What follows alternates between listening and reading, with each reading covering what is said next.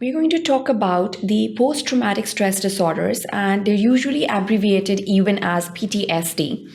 Now, how do you basically define these post-traumatic stress disorders? It's usually a reaction to any terrifying event that took place in the life of the person. Now, it can be any distant event, like some event that took place in the childhood or even in the adolescent phase, and now the person has grown up, but still he's having those symptoms of the post-traumatic stress disorder.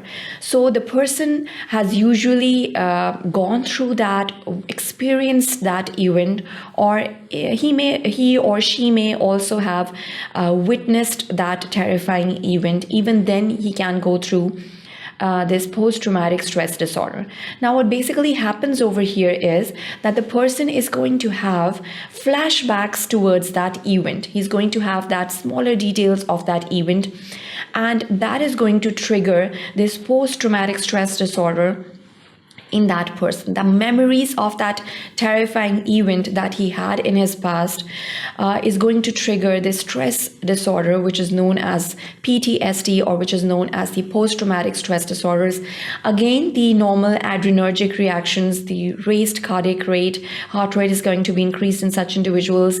They're going to suffer from any somatoform disorders, loss of consciousness, or it can be the sweating or the tremorizing phenomena. So sometimes the functionality of the life of that person is going to be affected in a way in which the person is not going to perform his day-to-day activities in quite a purposeful manner. And then this is the point when the psychiatrist needs to intervene. He's going to determine whether a CBT, that is the normal cognitive behavioral therapy, or whether the pharmacotherapy is going to come into action and is going to basically help that person come out of that stressful condition, of that pathological condition that he's suffering from, and that is affecting his day-to-day activities. So in this particular section, we are just focusing on this particular condition known as PTSD, post-traumatic stress disorder. Now, how do you clinically diagnose these cases? What are the signs and symptoms that you're going to observe in a particular individual? And then we'll move on to the diagnosis as well. So what are the key points, that key features of the post-traumatic stress disorder that are again going to highlight that the person is suffering from this particular condition? And then the management of these conditions is again very important. How a psychiatrist, how working as a clinician, you can intervene these cases. Again, the management starts from the history taking. A complete history taking is going to pinpoint the real event that the person is having this PTSD due to. So the etiology is again very important. You're going to dig out that event in his thinking, from his thoughts, from his memories, and then you're going to treat. Then only you can treat such a person, and then only you can help him out through this phase of post-traumatic stress disorder.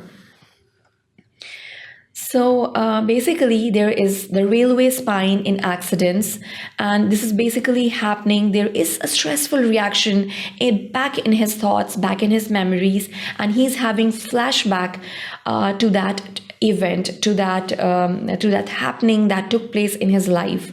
Whether he or she experienced that event himself or herself, or whether he was just spectating or he was just reviewing that event. So even experiencing or even just having thoughts of that event is going to trigger that stressful reaction in that person.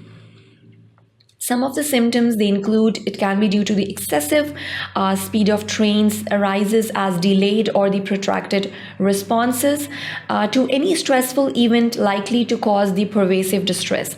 Now, there are a lot of examples.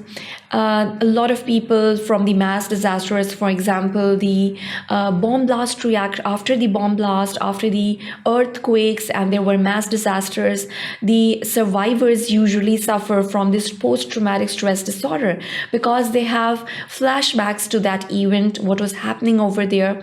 And whenever they are in the speedy trains, they usually suffer through those flashbacks a lot more. And when you have those flashbacks, you will suffer from these symptoms, these somatic symptoms as well.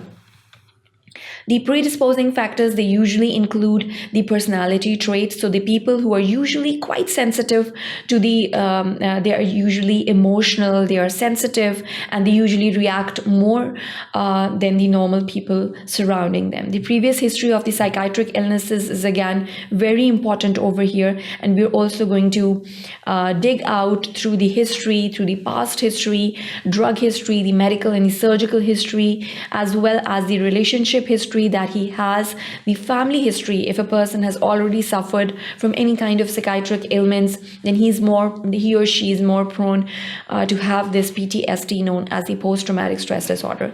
So the key point over here is basically the counseling that the person should have after a severe trauma. If a person has gone through a severe trauma, he should have that post-traumatic counseling sessions, in which he should have the chance, he or she should have the chance to basically express himself, what feelings he had during that stressful conditions.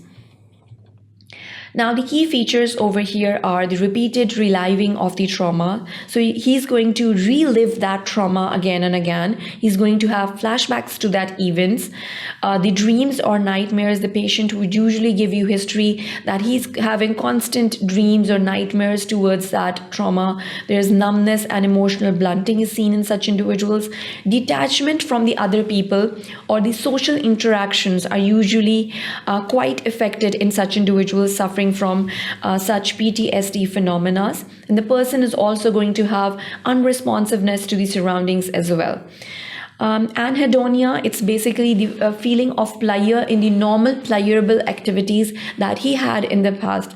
So if he had some favorite sports in the past that he liked to play, he won't feel like playing it anymore. So that is basically defined as anhedonia. Energia, obviously, it's also going to be seen in such individuals in which the person will have the loss of energy as well. Avoidance of activities reminiscent to trauma, so any activity that is related to that trauma would be avoided at most. The autonomic hyperarousal with the hypervigilance is going to be seen in such individuals. And then the person can also suffer from insomnia and suicidal intentions as well. So if you have a complete history, a detailed history is taken from such individuals, the person will give you a history of suicidal intentions as well. The course of fluctuations is seen in such individuals. The chronic course is seen in some situations as well. The person will be enduring the personality changes along with the situation. If he has been a sporty person in the past, now he doesn't have that energy, now he doesn't feel that happiness in sports at all. So this is going to be a change in personality that he's going to give you a history of when you are going to have that past history and the personal history of that person.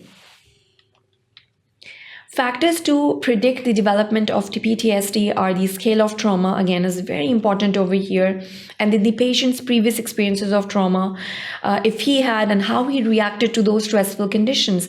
So that will be the normal reaction that the person had even in the past before he suffered from this PTSD. So the level of social support, obviously, as we already emphasize on the factors, that the well-developed countries usually lack the social support system, this family system that is usually present for the counseling, the natural counseling that is present in the surroundings, and the support system that is present. So the social support, the friends and the relatives are again, they play a key role in the level of the diagnosis as well. The genetic predisposition, if a person gives you a history that any other person or in his close relation suffered from any psychiatric illness, oversensitivity of the person, and then the hippocampus and the amygdala these are basically the parts of the brain that are involved in those post-traumatic stress disorders that will give you flashbacks and that will give you nightmares towards that stressful event that took place. The management guidelines usually include the psychological treatment, that usually include the counseling therapies, and that these counseling sessions can be by the psychiatrist himself, or it can also be through the social support system in his surroundings. So the trauma-focused CBT is again very important, focusing on that particular trauma, eye movement desensitization, and the reprocessing. This is usually known as EMDR, in which the eye movements are desensitized and the person will not have any flashbacks of that trauma. Non-specific pathological treatments are again important, and then the social support plays its key role to take that person out of that traumatic condition after the major event has taken place. The stress management is very important, and that will give a support system. The family, the close relatives, the friends, they play a vital role. Talking about the pharmacotherapies, that basically includes the SSRIs, that is the serotonin reuptake inhibitors, and it will also include the antidepressants. Then they can be combined with the psychological counseling sessions, and then treating the comorbid conditions. If the person has some ailments, or if he's suffering from some physical ailments as well, we should treat those comorbid conditions as well. So in this section, basically, we summarized the post-traumatic stress disorder, what is the etiology behind it, and how do you treat these cases or manage these cases is again very important. So that is the end of this section. Thank you for watching sqadia.com.